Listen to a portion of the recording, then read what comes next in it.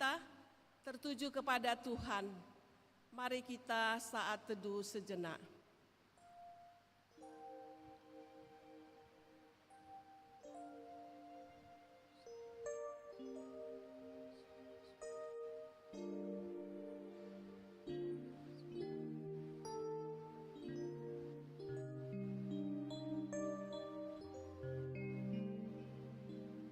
Amin.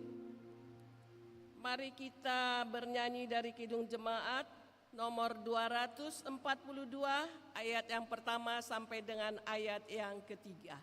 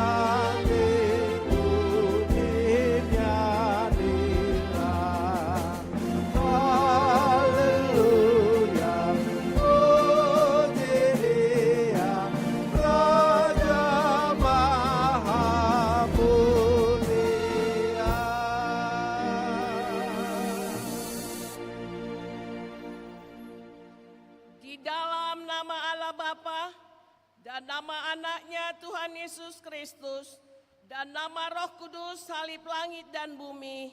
Amin. Aku melihat Tuhan duduk di atas takhta yang tinggi dan menjulang, dan ujung jubahnya memenuhi bait suci. Para serafin berdiri di sebelah atasnya, dan mereka berseru kepada seorang, Kudus, Kudus, Kuduslah Tuhan semesta alam, seluruh bumi penuh kemuliaannya. Haleluya.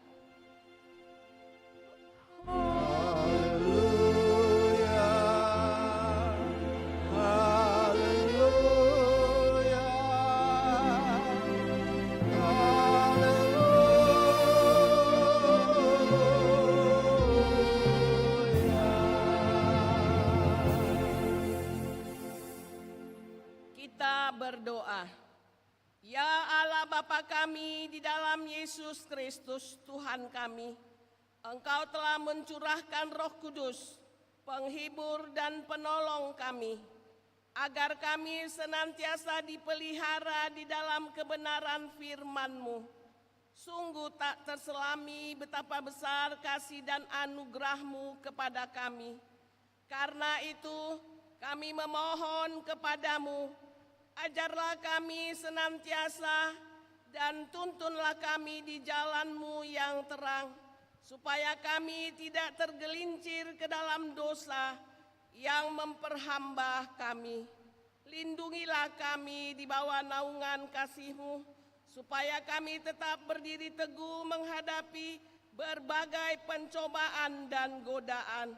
Kiranya kemuliaan-Mu memenuhi seluruh dunia, sekarang sampai selama-lamanya. Amin. Kita bernyanyi dari Kidung Jemaat nomor 355 ayat yang pertama sampai dengan ayat yang kedua.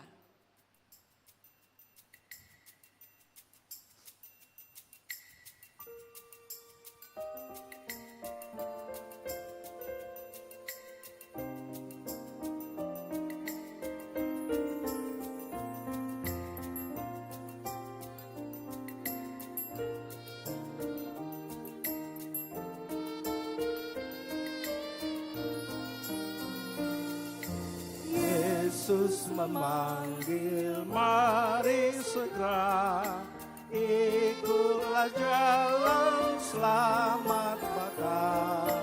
Jangan sesat dengan sabdanya, hai marilah segera. Sungguh nanti kita akan senang, bebas dosa, hati pun tentram, bersama Yesus dalam terang, di rumah yang kekal. Hai marilah kecil dan besar, biar hatimu kirang benar, pilihlah Yesus, jangan gentar, hai mari datanglah. Sungguh nanti kita akan senang, bebas dosa, hati pun tentram, bersama Yesus dalam terang, di rumah yang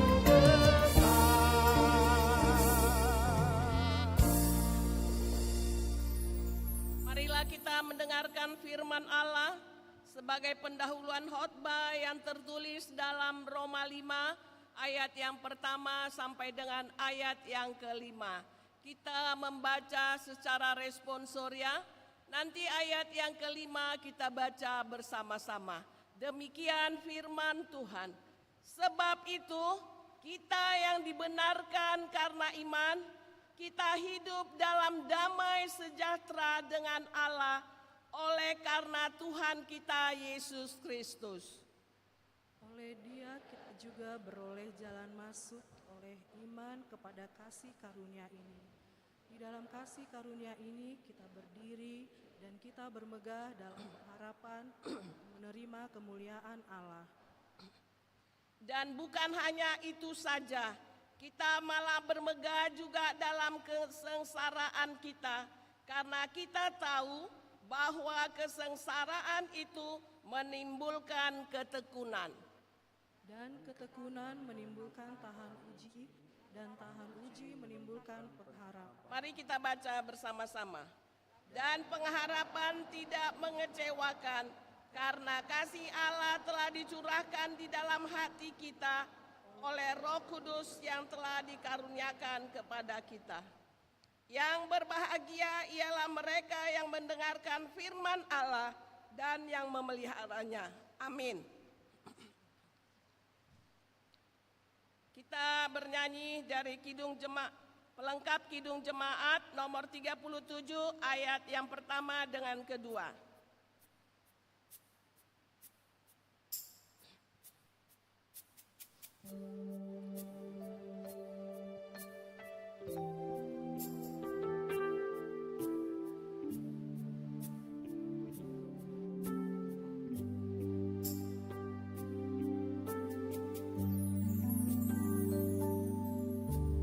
Bila ku renung dosaku padamu Tuhan,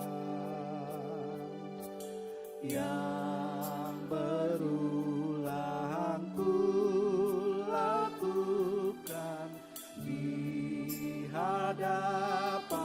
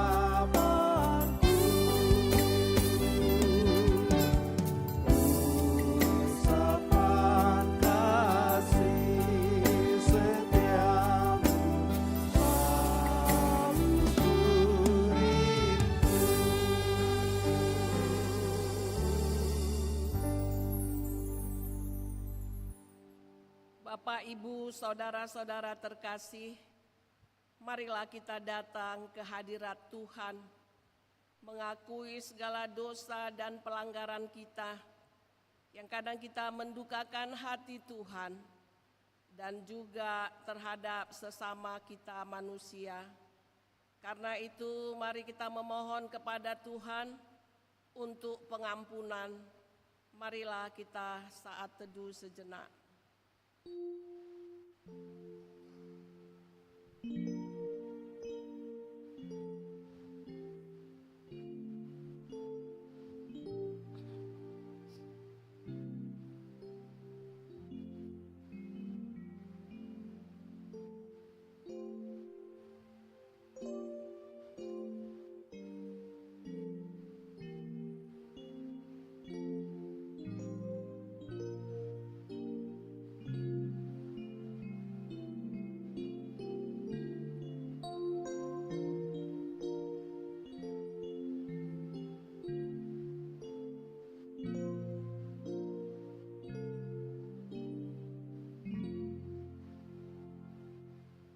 Mari kita berdoa. Ya Bapa kami yang di surga, yang Maha Pengasih, kami berkumpul bersama-sama datang ke hadapan-Mu, memohon belas kasihan-Mu kepada kami, bukan karena kebenaran kami, melainkan hanya mengharapkan belas kasihan-Mu, karena Engkau adalah Tuhan yang Maha Pengasih. Ya Roh Kudus, tolong dan kasihanilah kami, terangilah hati dan pikiran kami, agar kami dapat memilih apa yang benar dan apa yang tidak baik, dan melakukan kehendak-Mu, sehingga kami beroleh hidup yang baru di dalam Yesus Kristus Tuhan kami. Amin. Janji Tuhan tentang pengampunan dosa. Aku telah menghapus segala dosa pemberontakanmu, seperti kabut diterbangkan angin, dan segala dosamu seperti awan yang tertiup. Kembalilah kepadaku, sebab aku telah menebus engkau. Segala kemuliaan bagi Allah di tempat yang maha tinggi. Amin.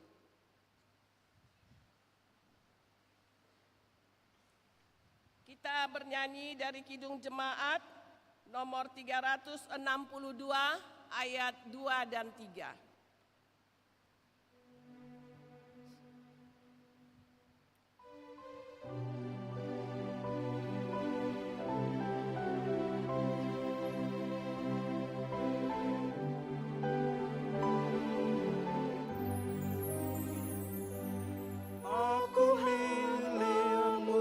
Kau sucikanlah oleh kasih kurnia, hingga jiwaku memegang teguh kehendak-Mu yang mulia. Raih aku dan dekatkanlah pada kaki salib-Mu. Raih dan dekatkanlah ke sisi-Mu, Tuhanku. Sungguh indahnya walau sejenak beserta-Mu, Allahku. Dalam doaku sungguh agamnya bersekutu denganmu. Raih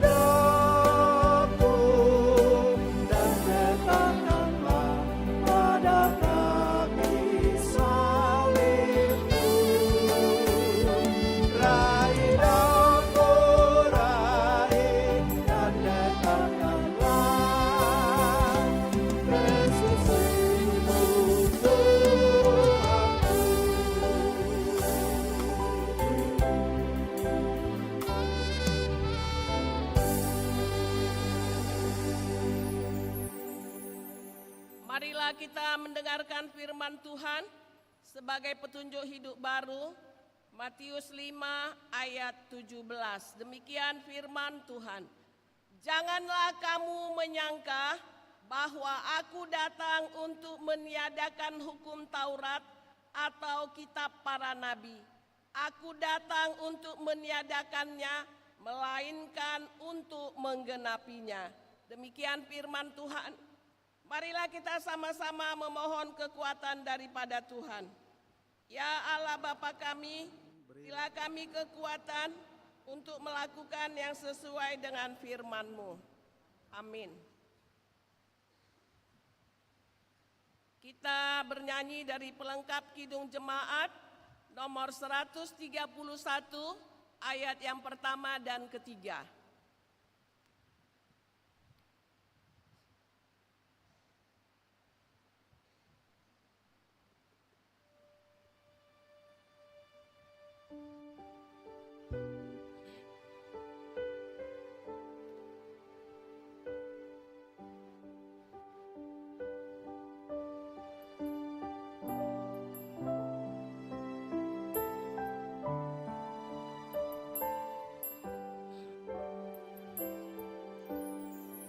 Ku yakin Tuhan tuntun langkahku serta membuka jalan bagiku.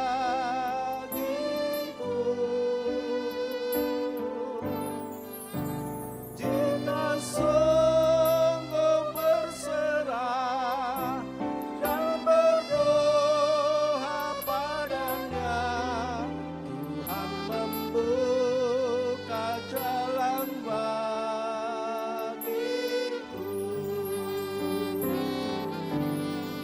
Ku yakin Tuhan tuntun langkahku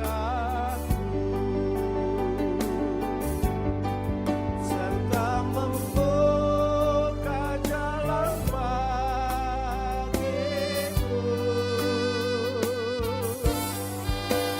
Bagi dia hidupku, kata dan tindakanku, Tuhan membuka jalan bagiku.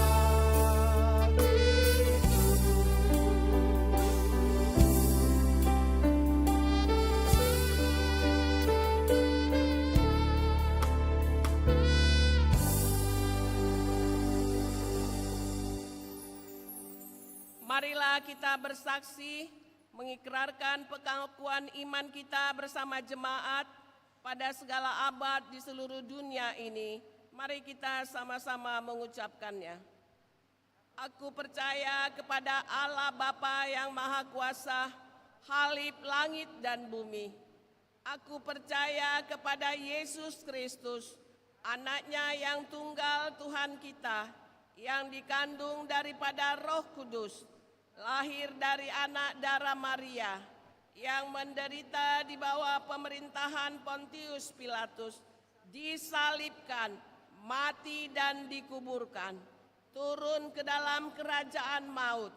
Pada hari yang ketiga, bangkit pula dari antara orang mati, naik ke surga, duduk di sebelah kanan Allah Bapa yang Maha Kuasa, dan akan datang dari sana untuk menghakimi orang yang hidup dan yang mati.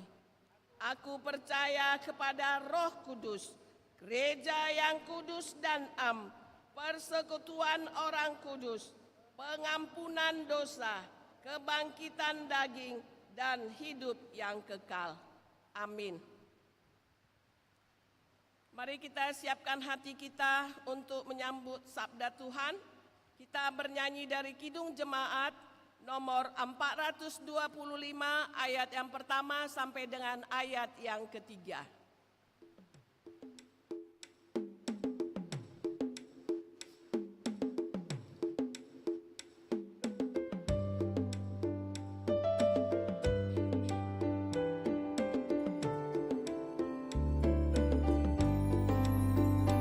Berkumandang suara dari surga,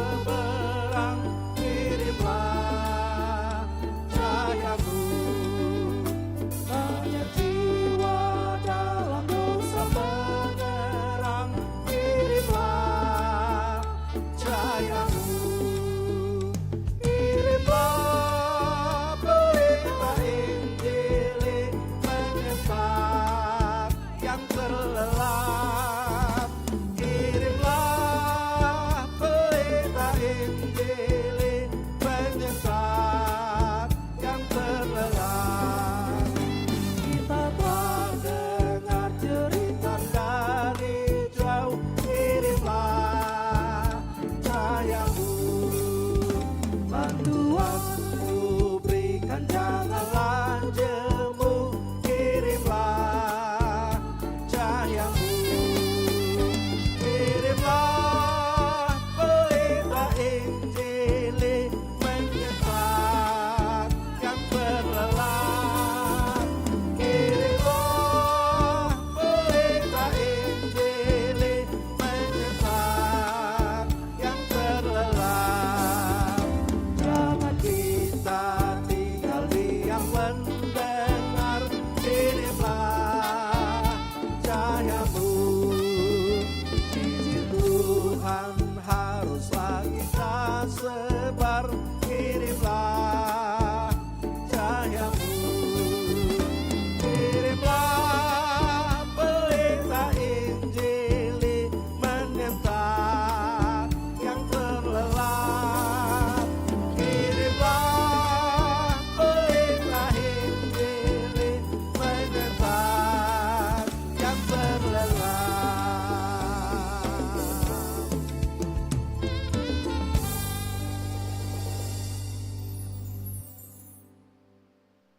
Kita berdoa,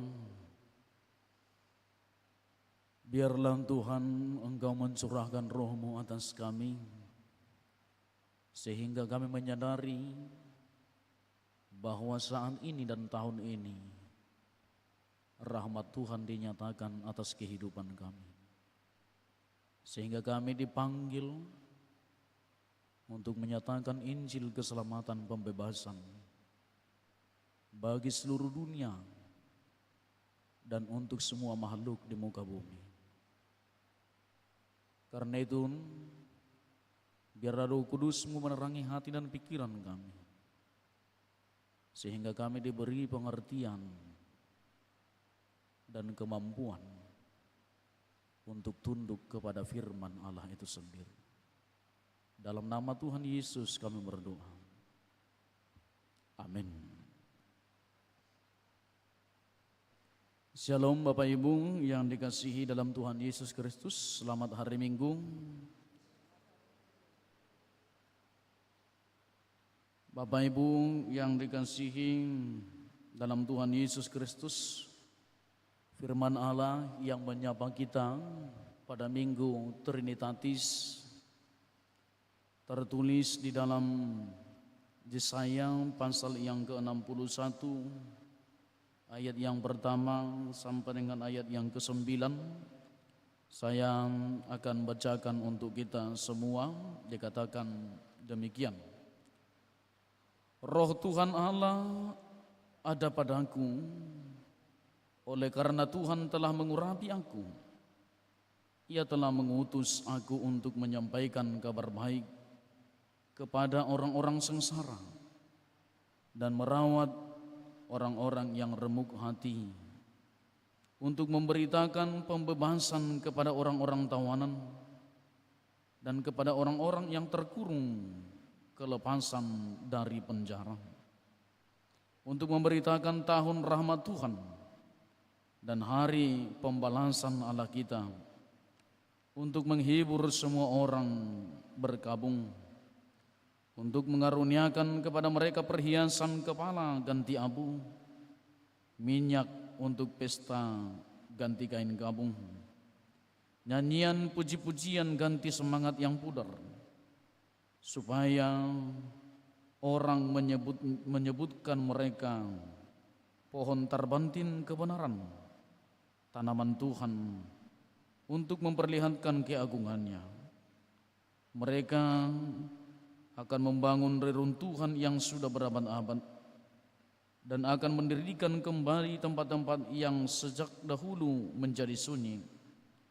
Mereka akan membaharui kota-kota yang runtuh, tempat-tempat yang telah turun-temurun menjadi sunyi. Orang-orang luar akan melayani kamu sebagai gembala kambing dombamu, dan orang-orang asing akan bekerja bagimu sebagai petani dan tukang kebun anggurmu. Tetapi kamu akan disebut iman Tuhan dan akan dinamai pelayan Allah kita. Kamu akan menikmati kekayaan bangsa-bangsa dan akan memegahkan diri dengan segala harta benda mereka. Sebagai ganti bahwa kamu mendapat malu 2 kali lipat, dan sebagai ganti noda dan ludah yang menjadi bagianmu, kamu akan mendapat warisan 2 kali lipat di negerimu, dan sukacita abadi akan menjadi kepunyaanmu. Sebab aku Tuhan mencintai hukum dan membenci perampasan kecurangan. Aku akan memberi upahmu dengan tepat dan akan mengikat perjanjian abadi dengan kamu. Keturunanmu akan terkenal di antara bangsa-bangsa dan anak cucumu di tengah-tengah suku-suku bangsa, sehingga semua orang yang melihat mereka akan mengakui bahwa mereka adalah keturunan yang diberkati Tuhan. Demikian pembacaan firman Tuhan. Bapak Ibu Saudara yang dikasihi dalam Tuhan Yesus Kristus, firman Tuhan yang menyapa kita pada Minggu Trinitatis, di mana kita merayakan minggu ini dalam rangkaian Allah yang kita sembah dalam ketritunggalannya, yang penuh kuasa dan penuh belas kasih bagi umatnya. Dalam Minggu Trinitatis ini kita disuguhkan dengan firman yang diserukan oleh Nabi Yesaya, walaupun memang ada agak berbeda nanti seruan dalam kitab Yesaya 61 ini dengan kitab-kitab lain yang ada dalam catatan-catatan Alkitab yang telah dikanonkan sesuai dengan iman percaya kita. Bapak Ibu yang dikasihi, pada awal-awal tahun, setiap tahun baru, selalu kita menyebutnya bahwa tahun ini setiap orang selalu memberi ungkapan-ungkapan bahwa tahun yang akan kita lalui ini adalah tahun rahmat Tuhan. Dalam bahasa Batak kerap sering disebut dengan tahun parasini rohaun gitu. Kita kerap dengan sebutan-sebutan itu dan tidak asing dengan sebutan itu. Dan hari ini tema khotbah kita menyentuh dalam level hal yang demikian, yang menyatakan bahwa memberitakan tahun rahmat Tuhan, tahun parasini rohaun gitu. Lalu yang jadi muncul pertanyaan, kapan itu? Sesungguhnya kapan tahun rahmat Tuhan itu?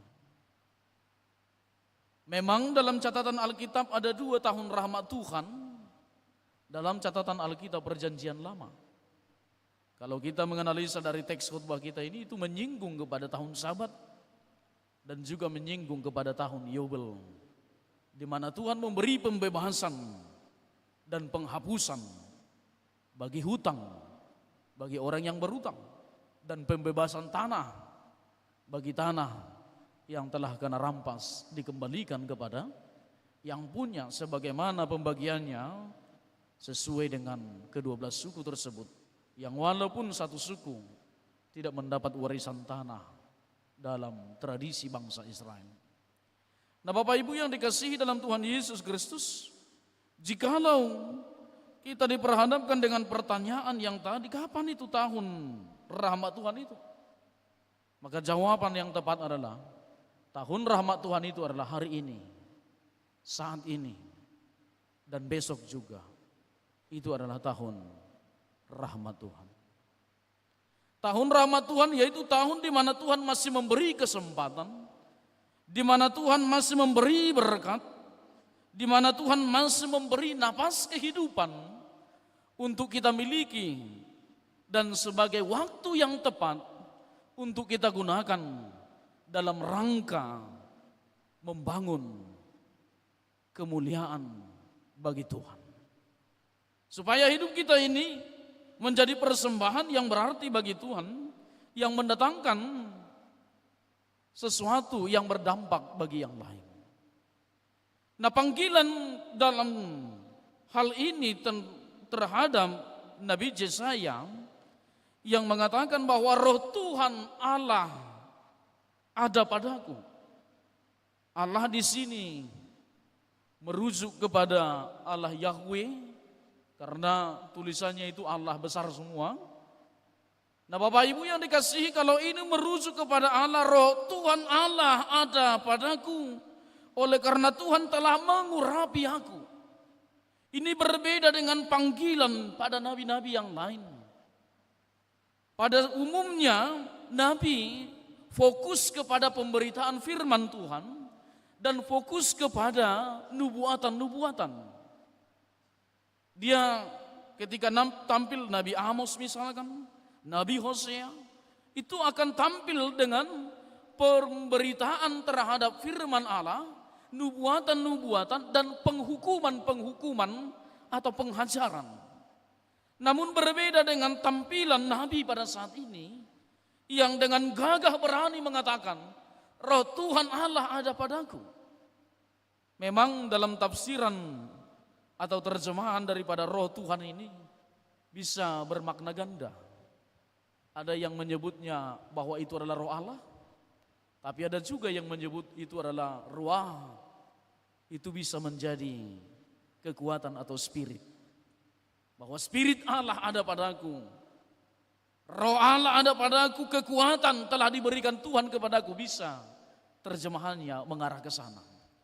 Namun dalam saat ini Bapak Ibu, kalau kita perhadapkan ini, akan sangat bertabrakan ini dengan pendapat daripada para ahli-ahli filsafat yang memahami bahwa roh itu tidak bekerja bagi manusia. Dalam pandangan filsafat, secara khusus di luar daripada Plato, itu memandang bahwa ketika Allah menciptakan dunia, maka Allah itu meninggalkan dunia ini dan naik ke surga, lalu melihat manusia ini, dan membiarkan manusia bergerak dengan sendirinya, melakukan kegiatan dan aktivitas kehidupannya, karena Allah telah memberikan mereka akal budi yang disebut dengan pikiran kepada manusia itu. Sehingga Allah itu berlipat tangan dan memandang manusia itu melakukan aktivitasnya. Jadi kalau ada manusia yang jatuh ke dalam dosa, ada manusia yang melakukan kejahatan, maka itu tandanya bahwa manusia sedang kurang akal atau akal budinya sedang tidak baik. Itu dalam pemahaman sebagian filsafat dalam aliran-aliran termasuk yang di luar Plato. Namun Plato memandang berbeda. Plato memahami bahwa ketika Allah menciptakan manusia ini, menciptakan dunia ini, Allah turut bekerja, Allah ikut berperan serta dalam mendampingi manusia, menuntun manusia untuk menuju kepada rangkaian misi Allah atau pekerjaan yang ada di dunia ini. Sehingga Allah itu berperan aktif gitu. Itu makanya dalam pemahaman Plato, roh itu bisa masuk ke dalam tubuh manusia. Jadi di luar Plato memahami bahwa roh Allah itu tidak bisa masuk ke dalam tubuh manusia. Nah, kalau kita perhadapkan analogi pemikiran ini lebih mendekati dengan pendekatan Plato tersebut. Di mana roh Allah itu bisa masuk ke dalam tubuh manusia. Dan itulah yang baru-baru ini kita rayakan dengan Minggu Pentakosta. Di Minggu Pentakosta kita disuguhkan dengan pemaknaan bahwa roh Allah itu bisa masuk hingga berkuasa dan berotoritas atas hidup manusia.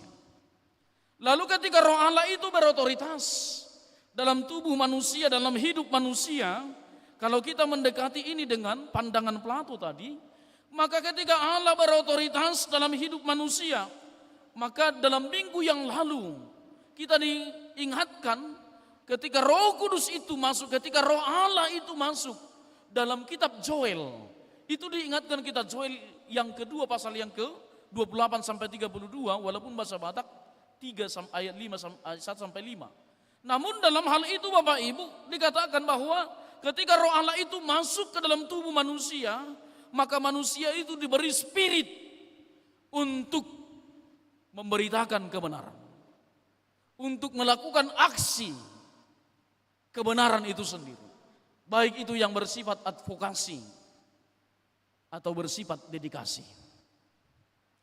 Nah Bapak Ibu yang dikasihi dalam Tuhan Yesus Kristus, itu yang kita lihat melalui persoalan yang kita sebutkan tadi, Roh Tuhan Allah ada padaku. Lalu sebutan Roh Tuhan Allah ada padaku ini tidak cukup hanya melekat pada hal itu, tapi Yesaya ini juga mengikut sertakan, dan ini nanti juga yang dipakai oleh Tuhan Yesus ketika dia berhadapan mulai dalam pemberitaan firman yang kita lihat dalam Lukas 4 ayat yang ke-18 sampai 19. Yesus juga mengutip ini, Roh Allah, Roh Tuhan Allah ada padaku, sesuai dengan kitab Yesaya katanya. Lalu Bapak Ibu, kalau ini Roh Tuhan Allah padaku, apakah mungkin setiap orang mengalami Roh Tuhan, menerima Roh Allah, atau dihinggapi oleh Roh Allah itu? Kalau khotbah minggu yang lalu menyebutkan bahwa Roh Allah itu tidak dibatasi kepada siapa saja, karena Allah berotoritas. Allah punya hak prerogatif atau punya andil untuk memakai siapa saja dalam melaksanakan misi dan karyanya. Maka ketika Roh Allah hinggap atas seseorang, maka yang pertama muncul adalah dia akan bermisi untuk Allah, yang kita sebut dengan misiudi. Misi Allah akan dinyatakan pada hidupnya. Nah Bapak Ibu yang dikasihi dalam Tuhan Yesus Kristus, kita melihat ini dengan yang berikutnya tadi. Oleh karena Tuhan telah mengurapi aku. Yesaya memahami bahwa pengurapan itu, atau yang disebut dengan pengolesan minyak sebagai tanda pengurapan, itu adalah suatu yang sakral atau sesuatu yang membuat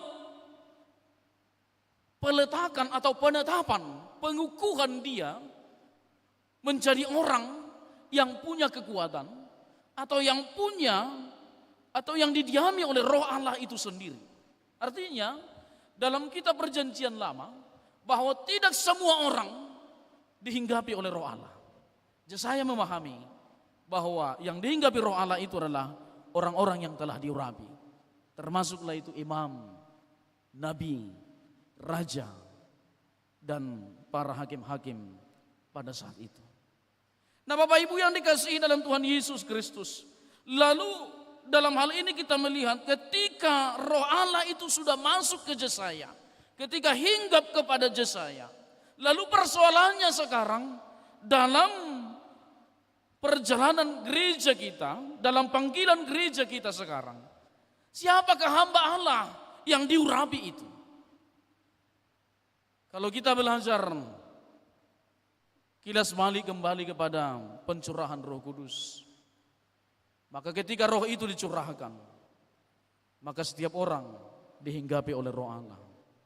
Dan sebutan hamba Allah itu bukan lagi hanya kepada umat Israel, namun juga kepada orang-orang percaya pada masa kini.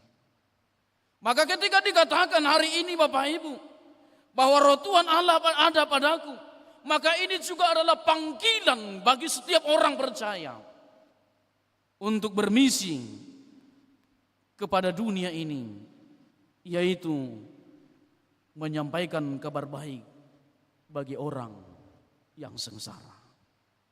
Maka saya Bapak Ibu semua, kita yang hadir di sini terpanggil untuk menyampaikan kabar baik itu. Apa kabar baik itu? Yaitu yang pertama adalah yang disebutkan di sini. Kabar baik kepada orang-orang sengsara. Yang sengsara karena penjajahan, penindasan, oleh karena ketidakadilan. Lalu panggilan itu dikatakan kepada orang yang sengsara dan merawat yang remuk hati. Jadi Bapak Ibu yang dikasihi dalam Tuhan Yesus Kristus, kalau kita membaca teks ini tentu sekali kita akan melihat kilas balik bagaimana perjalanan bangsa Israel. Bangsa Israel yang telah dipanggil dari pembuangan itu sebagai bangsa tawanan dibawa oleh Allah melalui pembebasan Raja Quraisy ke Yerusalem, dikembalikan kepada tanah air yang telah Tuhan janjikan kepada mereka. Lalu mereka mendapati reruntuhan, mendapati bahwa Yerusalem itu telah hancur berkeping-keping. Dan mereka diperhadapkan dengan situasi itu, dibawa ke sana. Lalu mereka mengalami keputusasaan. Mereka terkejut. Bahkan mereka tidak menyangka bahwa Yerusalem itu akan seperti itu.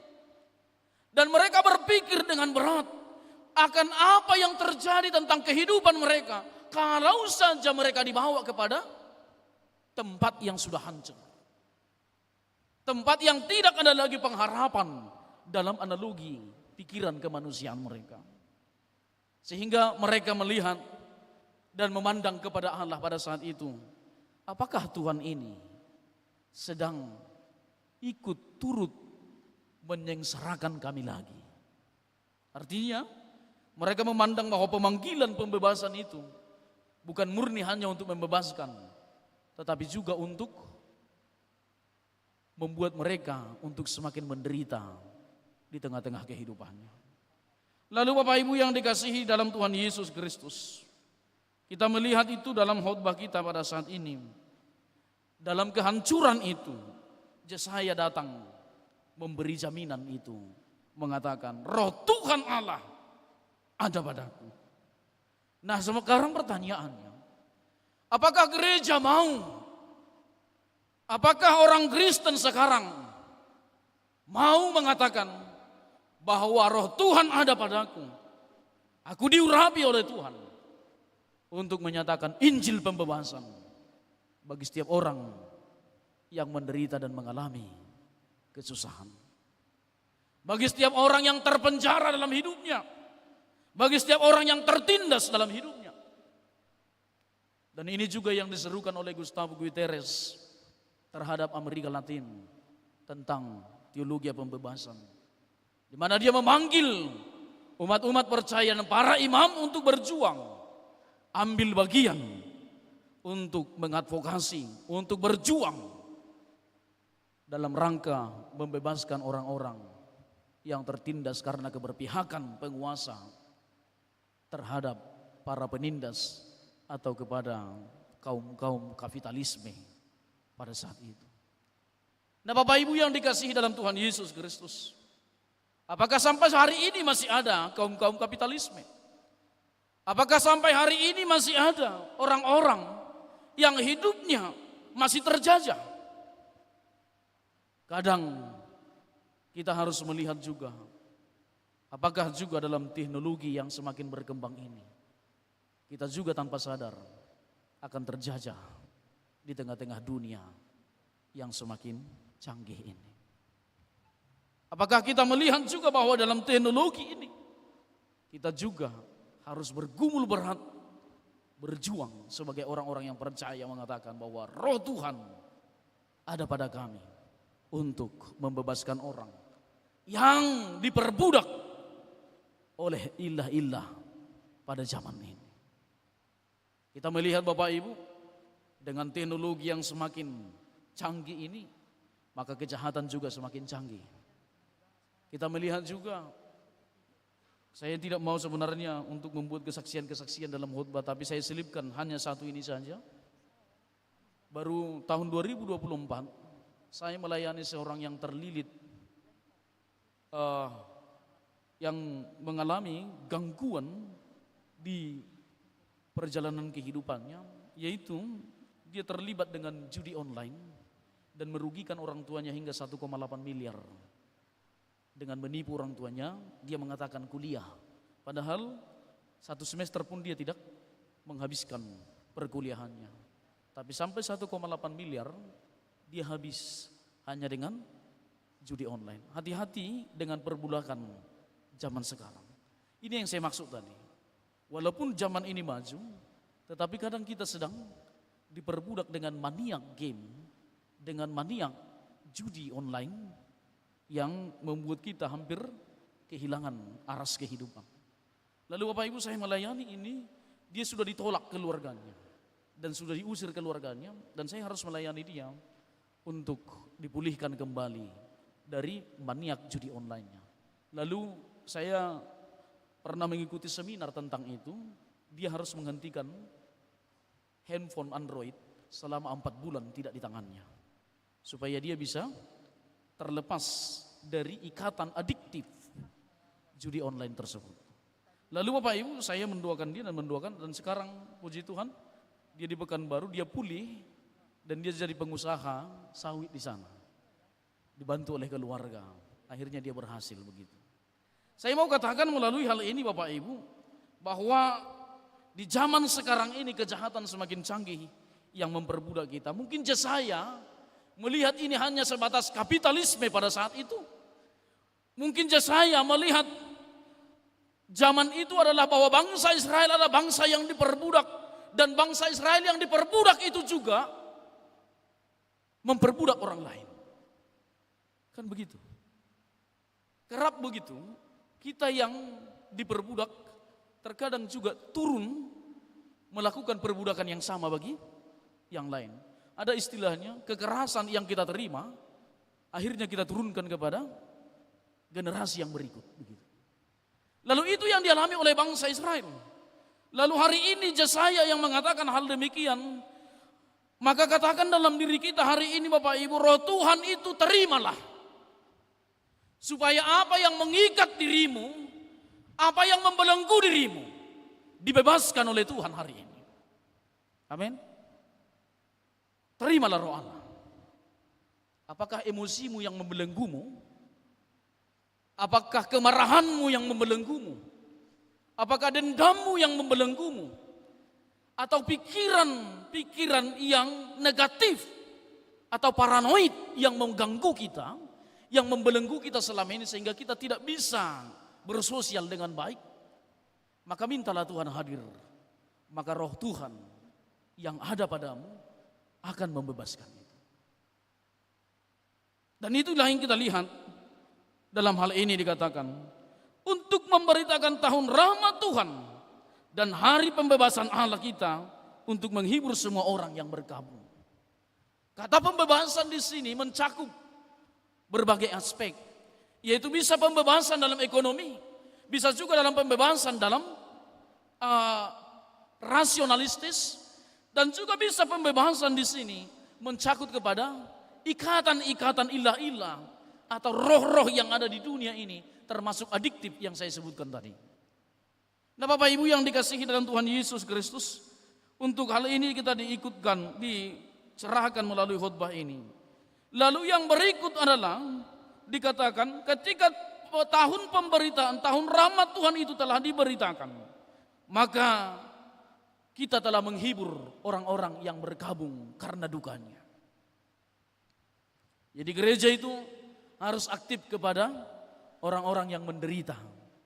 Kita harus lebih peduli kepada orang-orang yang menderita Bapak Ibu. Kita harus memberikan tangan kita mengasihi orang-orang yang menderita itu makanya saya tertarik dengan filosofi bala keselamatan itu. Filosofi bala keselamatan mengatakan bahwa hati untuk Tuhan, tangan untuk sesama. Dan ini yang kurang sekarang di gereja-gereja yang kita lalui, yang kita hadapi.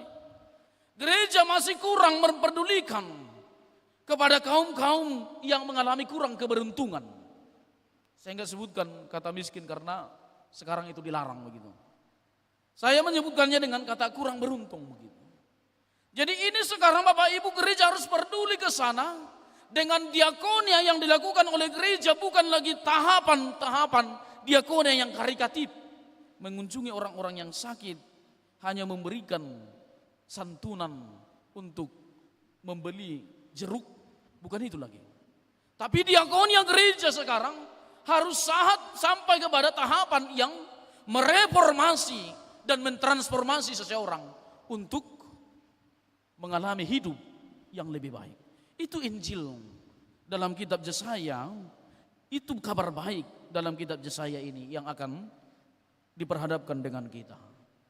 Nah, Bapak Ibu yang dikasihi dalam Tuhan Yesus Kristus, dan inilah yang dilakukan oleh Nomensen di tengah-tengah kepelbagaian orang Batak yang masih tertinggal pada era sebelum Nomensen hadir di tengah-tengah komunitas orang Batak.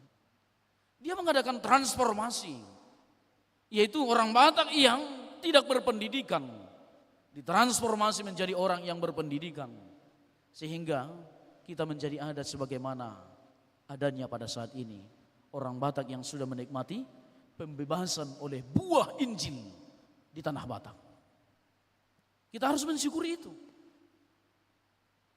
Jadi apa yang kita terima sekarang adalah buah daripada pekerjaan Injil yang telah mengubahkan kehidupan kita perlahan-lahan. Hingga sekarang orang-orang yang diubahkan oleh Injil itu hampir sama dengan teks ini. Sudah menjadi orang-orang yang terhormat, orang-orang yang dihargai. Sebagai orang Batak, kita tentu sekali bisa melihat bahwa kemampuan orang Batak di negeri ini termasuk adalah orang yang diperhitungkan dan dipandang oleh negara. Nah, Bapak Ibu yang dikasihi dalam Tuhan Yesus Kristus, lalu dikatakan dalam teks kita ini, maka dalam ayat yang ketiga itu dikatakan untuk mengaruniakan kepada mereka perhiasan kepala ganti abu, minyak untuk pesta ganti kain kabung, nyanyian puji-pujian ganti semangat yang pudar, supaya orang menyebutkan mereka pohon terbantin. Pohon terbantin ini adalah pohon yang mungkin dalam sebutan lainnya pohon ek.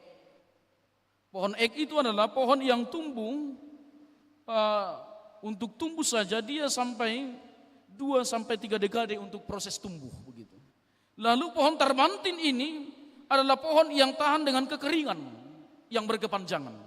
Dan pohon terbantin itu bisa mencapai umur sampai 200 tahun lamanya. Lalu yang berikut lagi, pohon terbantin itu memiliki akar yang panjang, bisa mencapai sampai 45-60 meter. Jadi kalau Allah menyebutkan ketika penghiburan itu dilakukan, ketika misi Allah itu dikerjakan, maka ada pemulihan, ada kelepasan, dan ada yang dikatakan dalam hal ini orang yang berkabung akan terhibur dan akan dikaruniakan perhiasan bagi orang yang berkain kabung, yang berduka akan diangkat oleh Tuhan derajatnya. Lalu hal ini disimbolkan ketika Roh Allah itu sudah bekerja atas kita dan menerima itu, maka kita akan melihat adanya pohon terbantin itu. Yang disebutkan dalam hal ini adalah kiasan bahwa kemuliaan Allah, kerajaan Allah akan dinyatakan sebagai kekuasaan yang dahsyat yang turut harus dimuliakan dan diagungkan di tengah-tengah bangsanya. Jadi itu simbol daripada kekuatan, kemahabesaran. Lalu ketika dikatakan bahwa ada pohon terbantin dalam sebutan ini, tanaman Tuhan untuk memperlihatkan keagungannya. Maka ketika misi Allah dikerjakan yang tadi, maka setiap gereja-gereja, setiap warga gereja terpanggil untuk tadi melakukan keadilan-keadilan, kebenaran, dan memperjuangkan hak-hak orang-orang yang tertindas. Nah, Bapak Ibu yang dikasihi dalam Tuhan Yesus Kristus, yang berikutnya dalam tahun rahmat, dalam memberitakan tahun rahmat Tuhan ini, kita disuguhkan kembali dengan pemahaman bahwa Di ayat yang keempat itu kita melihat satu hal yang baru.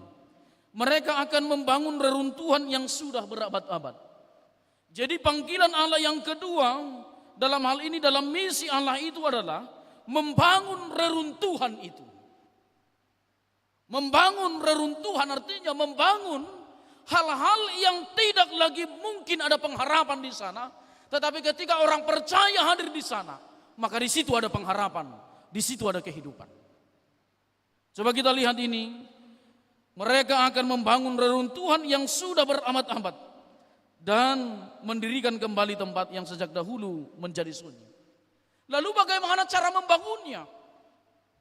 Lalu bagaimana cara mendirikan kota-kota itu? Panggilan ini adalah bagi bangsa Israel.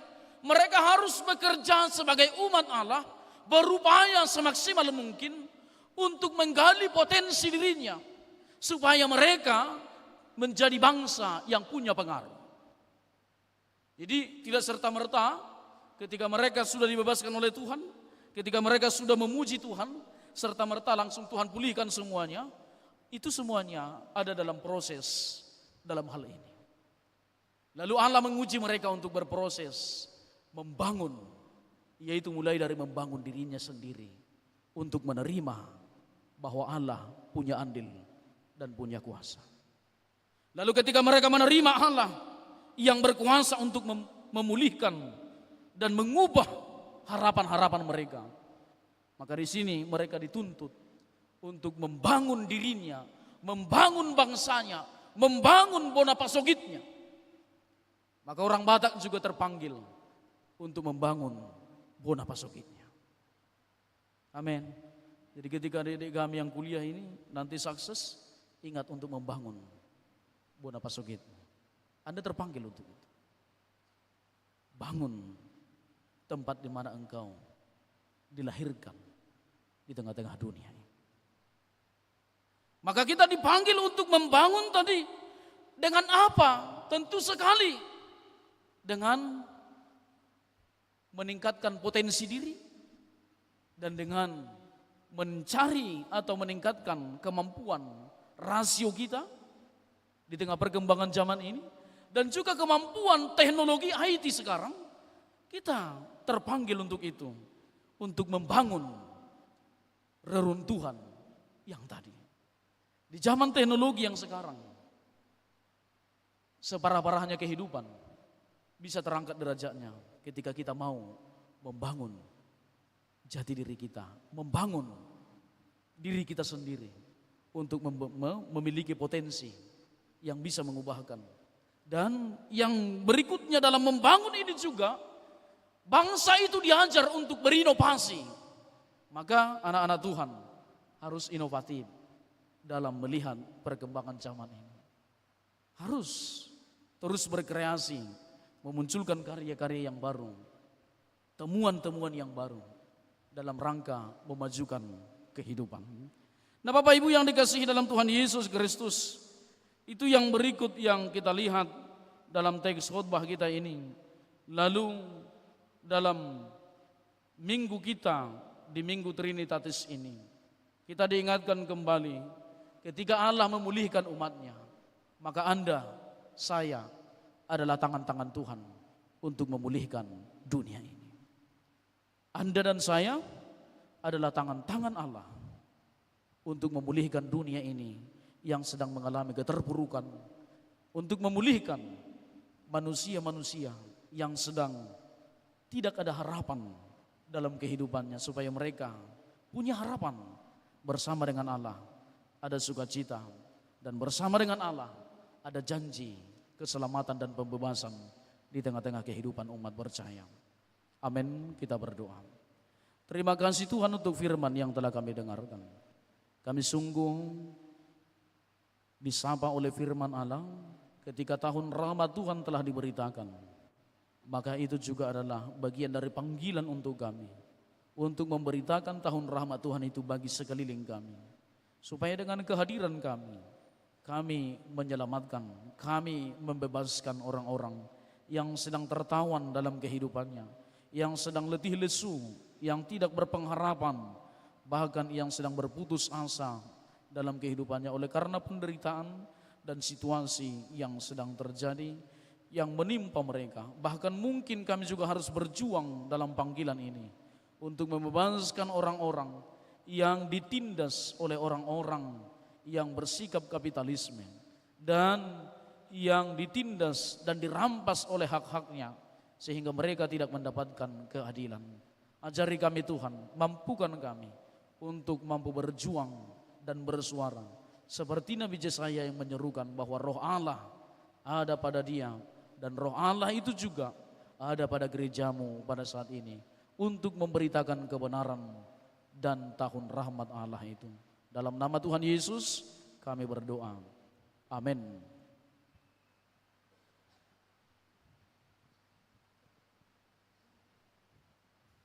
Kita persiapkan hati kita bernyanyi.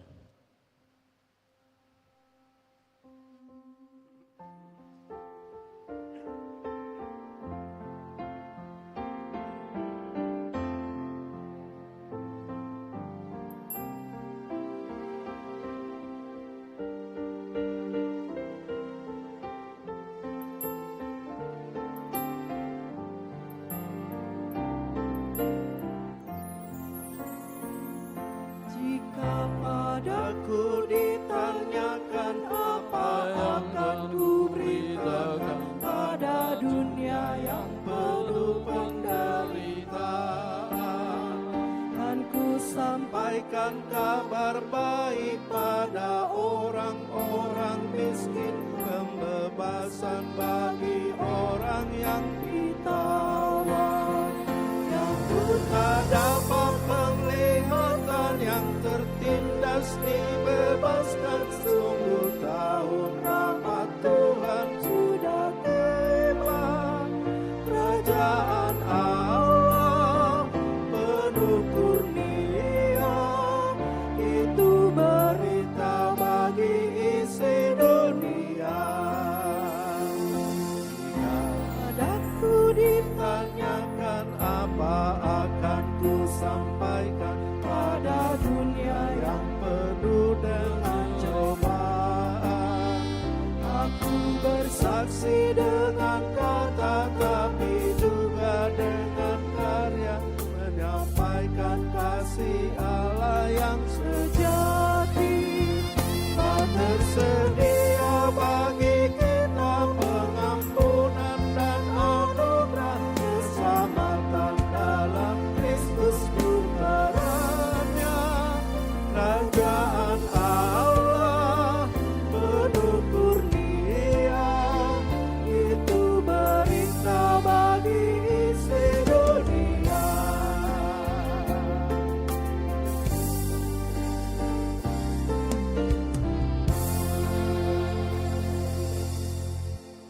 Firman Tuhan yang menyapa kita untuk memberi persembahan tertulis dalam Mazmur pasal yang ke-119 ayat yang ke-108. Demikian bunyinya. Kiranya persembahan sukarela yang berupa puji-pujian berkenan kepadamu ya Tuhan, dan ajarkanlah hukum-hukum-Mu kepadaku. Demikian firman Tuhan, kita serahkan persembahan kita.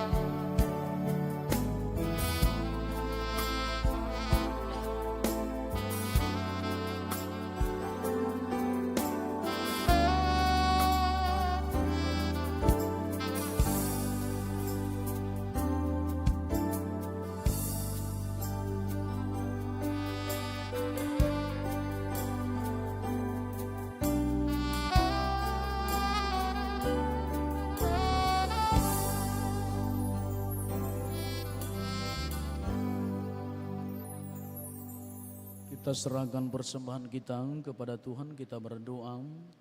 Ya Allah Bapa kami yang ada di surga, Engkaulah sumber segala berkat dan rahmat. Kami persembahkan di sini sebagian dari Engkau berikan kepada kami sebagai kurban persembahan kami kepadamu. Adapun yang kami persembahkan ini adalah yang kami terima daripadamu, karena siapakah kami sehingga dapat memberi kepadamu. Kasihanilah kami, terimalah kurban persembahan kami ini menjadi dupa yang harum di hadapanmu. Berkati dan peliharalah agar kami menggunakan persembahan ini untuk kejayaan kerajaan-Mu di tengah gereja-Mu di seluruh dunia ini. Bukalah hati kami dengan roh-Mu yang kudus itu, agar kami senantiasa mengucapkan terima kasih kepadamu. Dalam nama Yesus Kristus Tuhan kami. Amin. Bawa persembahanmu dalam rumah Tuhan dengan rela hatimu, janganlah jemu. Bawa persembahanmu, bawa dengan suka, bawa persembahanmu, tanda sukacitamu, bawa persembahanmu, ucaplah syukur. Ya Tuhan Allah Bapa, Tuhan Yesus Anak dan Roh Kudus, kudus, kudus, kuduslah Engkau. Seluruh bumi penuh kemuliaan-Mu. Pada hari ini kami berdiri di hadapan-Mu memuji dan memuliakan nama-Mu. Karena berkat anugerah-Mu yang berkelimpahan itu, Engkau telah menyatakan kepada kami dan seisi dunia anugerah-Mu, kehendak-Mu, kesabaran-Mu, kasih-Mu, kesetiaan-Mu dan pemeliharaan-Mu.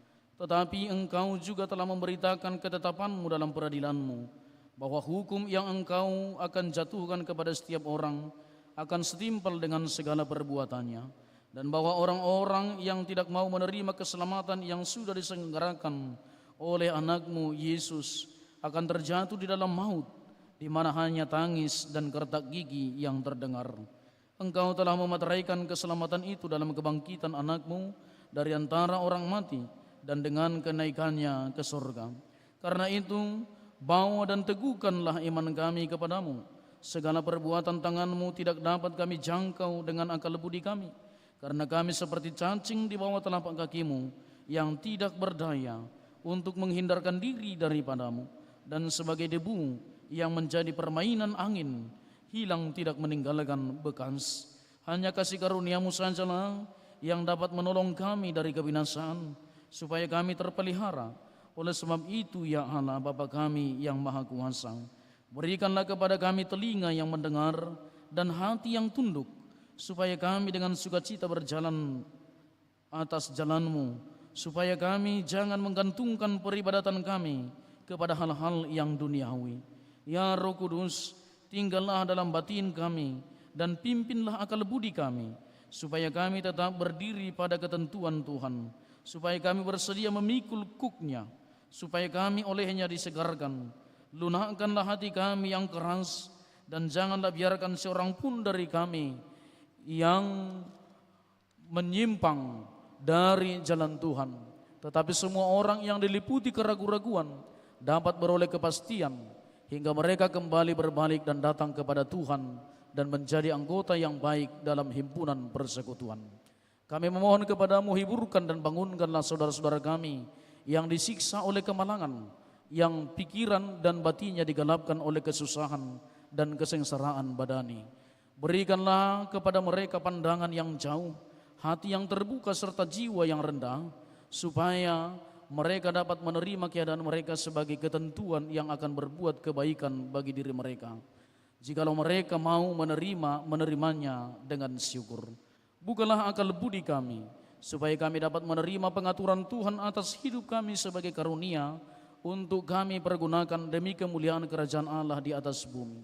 Jauhkanlah pikiran-pikiran yang jahat, yang dikuasai oleh tipu daya dan niat untuk mementingkan diri sendiri dari antara jemaat-Mu, supaya persekutuan kami tetap terpelihara dalam kasih, ya Tuhan Yesus Juru Selamat kami. Taklukkanlah dan kuasailah hati dan akal budi kami, supaya kami menyerah dan tunduk kepadamu dengan hati yang ikhlas. Teguhkan dan kuatkanlah iman kami, supaya kami di dalam kelemahan kami berani menyaksikan kemuliaan-Mu kepada dunia, supaya kami dengan suara yang lantang memberitahukan kepada semua bangsa bahwa jalan satu-satunya menuju kepada keselamatan yang sempurna hanya ada pada Yesus Kristus, Tuhan dan Raja Gereja. Bapa kami yang di surga, dikuduskanlah nama-Mu. Datanglah kerajaan-Mu, jadilah kehendak-Mu di bumi seperti di surga. Berikanlah kami pada hari ini makanan kami yang secukupnya, dan ampunilah kami akan kesalahan kami, seperti kami juga mengampuni orang yang bersalah kepada kami. Dan janganlah membawa kami ke dalam pencobaan, tetapi lepaskanlah kami dari yang jahat.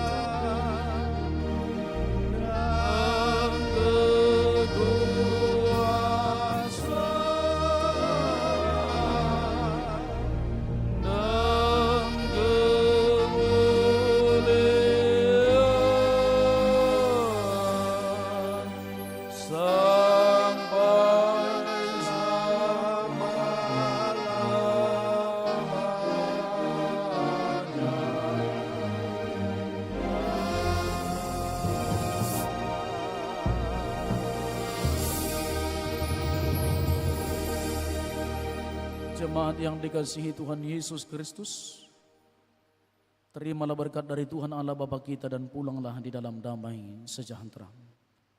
Tuhan memberkati engkau dan melindungi engkau. Tuhan menyinari engkau dengan wajah-Nya dan memberi engkau kasih karunia. Tuhan menghadapkan wajah-Nya kepadamu dan memberi engkau damai sejahtera.